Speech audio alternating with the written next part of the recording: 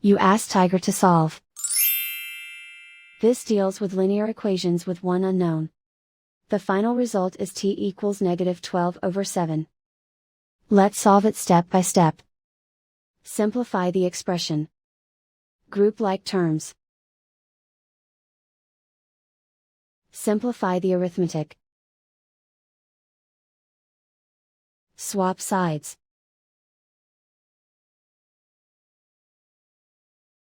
Group all constants on the right side of the equation. Subtract 10 from both sides. Simplify the arithmetic.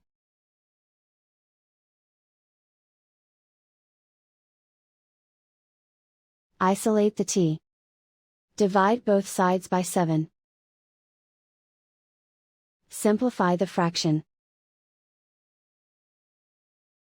And so the final result is t equals -12/7.